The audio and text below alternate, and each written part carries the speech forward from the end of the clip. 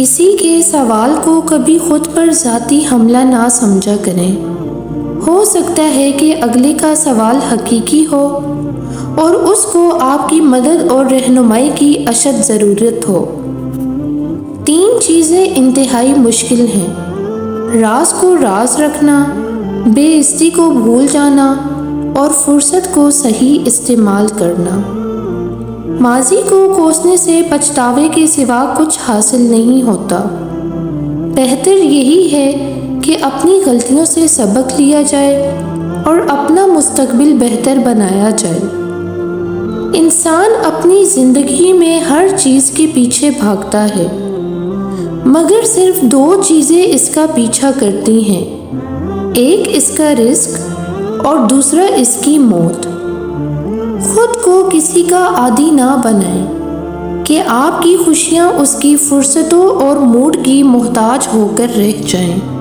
جب زندگی ایک دم بورنگ ہو جائے، بالکل روٹین لائف بن جائے، تو سب سے زیادہ شکر ادا کیا کریں، کیونکہ روٹین لائف بھی ایک نعمت ہے۔ اس کا مطلب ہے کہ کوئی بڑا مسئلہ پیش نہیں آ رہا، کوئی انسان آپ کا ستون نہیں ہے جو اگر وہ آپ سے اپنی سپورٹ کھینچ لے گا تو آپ گر جائیں گے۔ کوئی انسان آپ کا ستون بن ہی نہیں سکتا۔ اس لیے اگر کوئی چھوڑ کے چلا جائے، کوئی غم سے علیحدہ ہو جائے تو کوئی بات نہیں۔ جس اللہ کے سہارے پہلے دن سے ہم چلے تھے وہی ہمیں کافی ہونا چاہیے۔ ہمیشہ کے لیے کچھ بھی نہیں ہوتا۔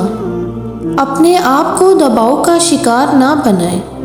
کچھ بھی ہو، کیسے بھی حالات کیوں نہ ہوں، وہ بدلیں گے اور ضرور بدلیں گے۔ ڈی پی ہٹانے سے اچھا ہے زندگی سے وہ لوگ ہٹا دو جن کی وجہ سے ڈی پی ہٹانی پڑ رہی ہے۔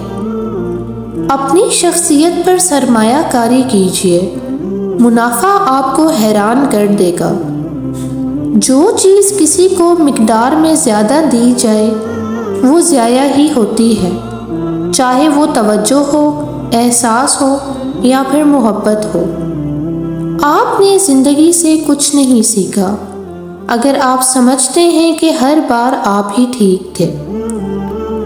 آپ کی زندگی میں بعض لوگ نعمت ہوتے ہیں اور بعض لوگ نصیحت ہیں۔ آپ نعمت کی حفاظت کیجیے اور نصیحت سے سبق حاصل کیجیے۔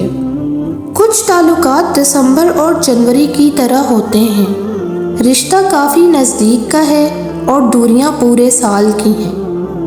اتنی دور جا کر حاجی تو بن سکتے ہیں، تو ایک دوسرے کے قریب رہ کر انسان کیوں نہیں بن سکتے؟ خوش رہا کریں، خوش فہمی میں نہیں۔ خوشی کی سب سے اعلیٰ قسم سکون ہے۔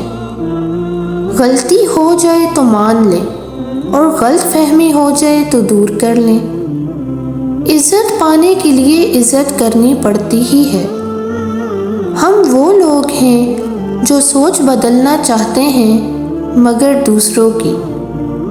مزاج کے خلاف بات پر مسکرا کر نظر انداز کر دینا لڑنے سے کہیں زیادہ بہتر ہے۔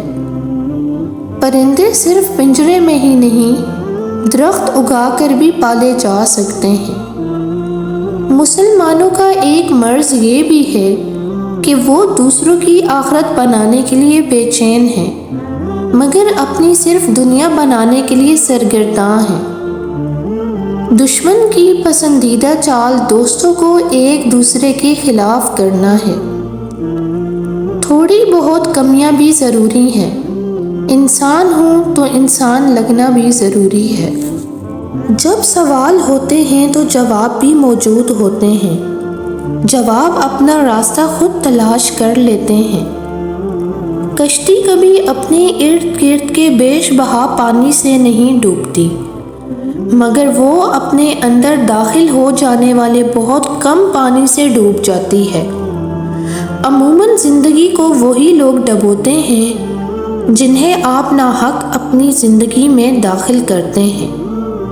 لوگوں کو باہر رکھ کر ان سے حسن سلوک سے پیش آتے رہیں، مگر انہیں اپنے راز و نیاز بتا کر اپنے اندر داخل مت کریں کہ وہ آپ کو ڈبو دیں۔ لوگوں کو کہتے سنا ہے کہ کیا مصیبت ہے، کیا عذاب ہے۔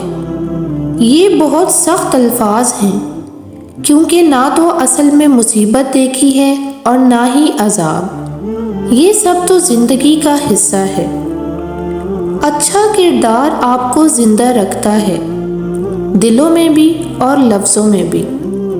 خوش قسمت وہ نہیں جس کی قسمت اچھی ہو، بلکہ خوش قسمت تو وہ ہے جو اپنی قسمت پہ خوش ہو۔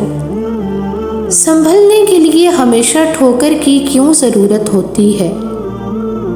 اچھے مزاج کی بہترین علامت یہ ہے کہ برے مزاج کو برداشت کر لیا جائے۔ ایک فارسی شاعر کے شعر کا مفہوم یہ ہے کہ اگر تم پرندے پالنا چاہتے ہو تو پنجرہ خریدنے کی بجائے باغ اگاؤ۔ پرندے خود آ کر تمہیں گیت سنائیں گے۔ اٹھانا خود ہی پڑتا ہے تھکا ٹوٹا بدن اپنا، کہ جب تک سانس چلتی ہے کوئی کاندھا نہیں دیتا۔ برا وقت بتاتا ہے کہ اچھا وقت کس کے ساتھ گزارنا ہے۔